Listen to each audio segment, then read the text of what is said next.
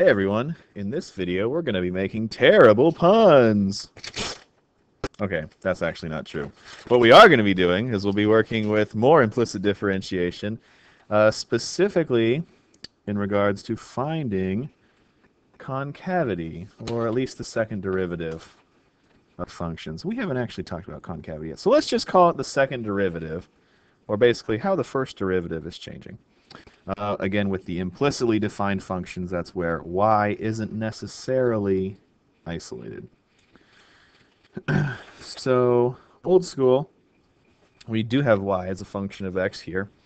So, the first derivative, dy dx, or y prime, or however you want to notate it, would just be, let's see, the derivative of cotangent is negative cosecant squared of x.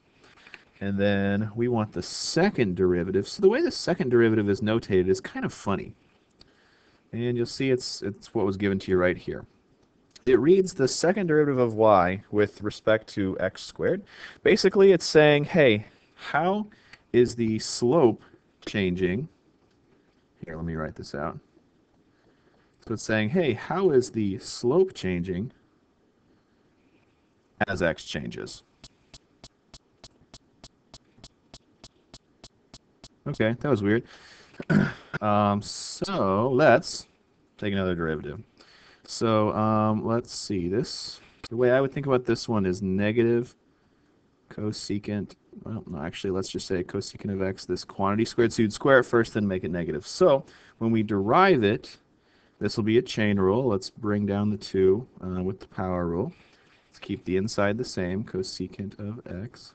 Then times derivative of the inside. So the derivative of cosecant is, let's see, that's one of the 2 ones, and it's co, so it's negative. It'd be cosecant, same inside, cotangent, same inside. And then finally, you would do the derivative of the inside.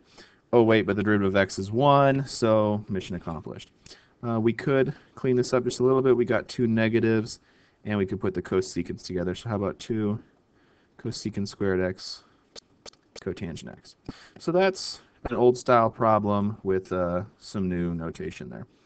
What I'm really interested in talking about today, again, is the implicit style problem where y is not isolated.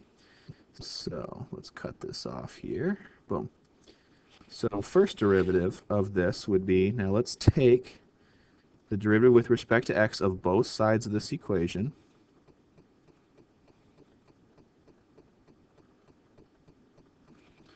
So on the left side, first up we've got a power rule.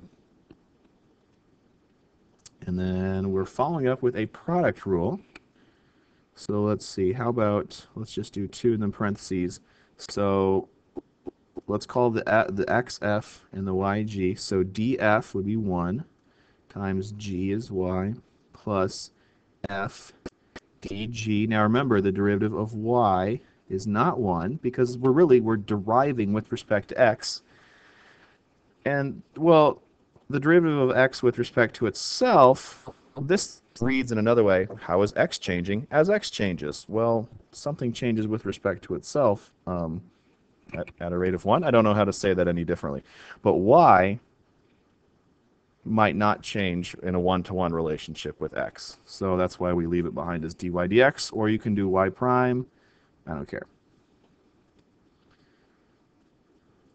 And I lost my train of thought. Did we finish the product rule? We did finish the product rule. Okay, so that's the left side. And then with the right side, well, the derivative of a constant is 0.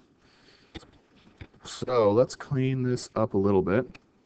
And then remember, you're not actually done until you've isolated the derivative. So distributing the 2 here. And when I say isolated the derivative, I mean isolated this dy dx term. So our goal is to get that by itself. So let's get rid of the other terms that are added and subtracted. So how about 2x dy dx equals, let's add over the 2x, and let's subtract the 2y. Hey, while we're at it, well, we're going to do this soon enough anyway. Let's now divide both sides by 2x. So the first derivative of y with respect to x is, and then we could at least reduce this a little bit. How about 2x over 2x is 1 minus, at least the 2's would divide here, so we'd have y over x. Nice. Okay, well, too bad that wasn't what we were asked for, right? We were asked for the second derivative of y. So the second derivative of y with respect to x squared is, okay, well, the derivative of 1, or any constant, is 0. And then after this, we've got a quotient rule now. So let's see, low times derivative of the high, remember the derivative of y is not 1, minus high derivative of low. Well, x changes with respect to itself, just a constant rate of 1. And strike a line, square below. So you might be thinking, aha, we are done, mission accomplished. Sorry, Charlie. We are not. To finish, you want your derivative to be written in terms of x's and y's exclusively. So the problem lies with this part right here, that first derivative. The good news is we have an expression for the first derivative. So let's take it and let's substitute it in right there. So second derivative of y with respect to x. I don't know why I rewrote that. Oh well. I'll go ahead and, well, let's just leave that minus out front. So there's the minus out front. We have x quantity, 1 minus y over x, minus y over x squared. Which, I guess we could clean this up a little bit. If we distribute that x, we have x minus y minus, that was the best y of my life.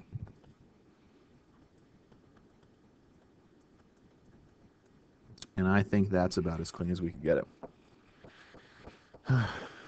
Now do you see why I wanted you to be so tight on your algebra rules? There's a lot of stuff to keep track of in these problems.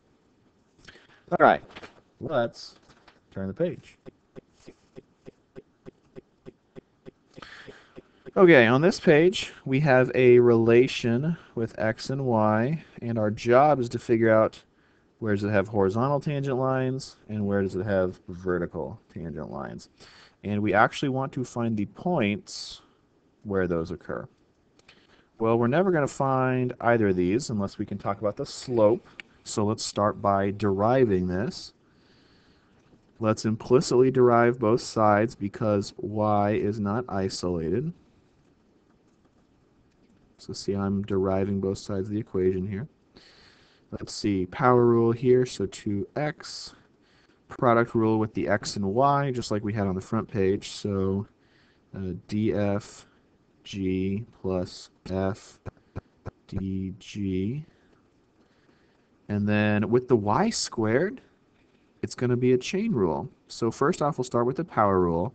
The 2 comes down, keep the inside the same. You would have an exponent of 1, but you don't need to write the exponents of 1.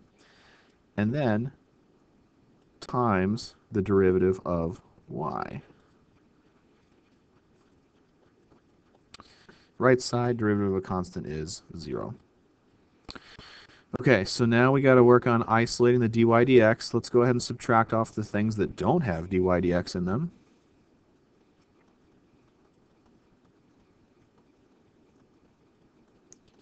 So negative 2x minus y. And then, well, we have 2 dy dx's. The only way I can solve the equation is if in the end I have one of them equal to stuff. So let's factor them out. That's going to be our trick from having 2 down to 1.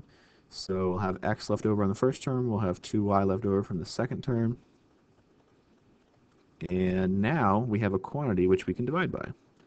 dy dx equals negative 2x minus y over all that stuff. So now we're ready to talk about the tangents. Question A says, where are they horizontal? And B says vertical. Well, horizontal lines happen when the slope is 0, and vertical lines happen when the slope is undefined.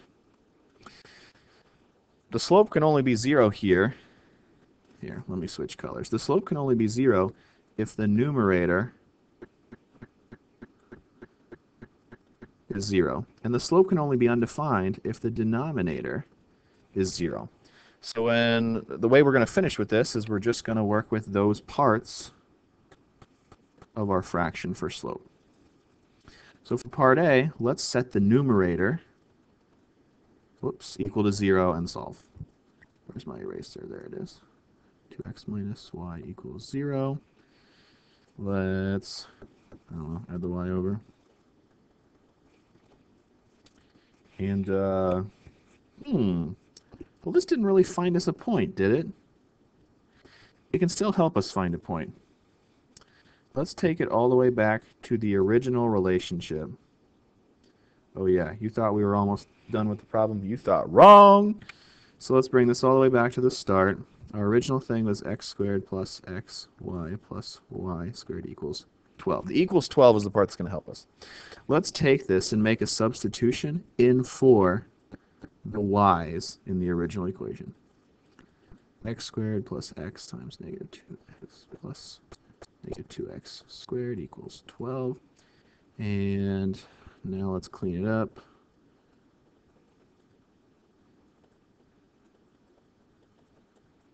So x squared minus 2x squared plus 4x squared, well, this would be 3x squareds. Divide off the 3, take the square root. So when x is plus or minus 2, we're going to have a horizontal tangent. Now, it did actually say find the points. That would be an ordered pair.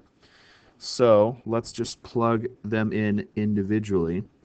And you can use this handy-dandy simplified version that you found earlier to do that. So if we plug in x is positive 2 into this relationship back here, we would get the y value is negative 4. And if we plugged in negative 2 for x, then we'd get the y value is positive 4. So these are the 2 points for part A. And we're going to go through that process again, but with the denominator for part B. So here we go. X plus 2y, there's our denominator. We're going to set it equal to 0, again, because we want to figure out where the slope is undefined. And I would still try and actually isolate the y here. I guess it doesn't matter. I don't know.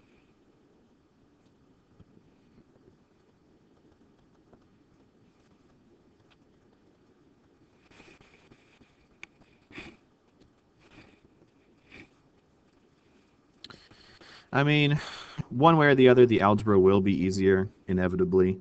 If you go the other way, you'd say x equals negative 2y. Let's just call it a hunch. I know a bunch of you don't like working with fractions, so let's just go for it this way. You certainly can work it the other way. You'll get the same answer. Okay, so once again, we're going to take this, we're going to substitute into the original equation. The original equation was x squared plus xy plus y squared equals 12. Let's sub this in for the x's now. So negative 2y squared plus negative 2y times y plus y squared. So now it's an algebra problem.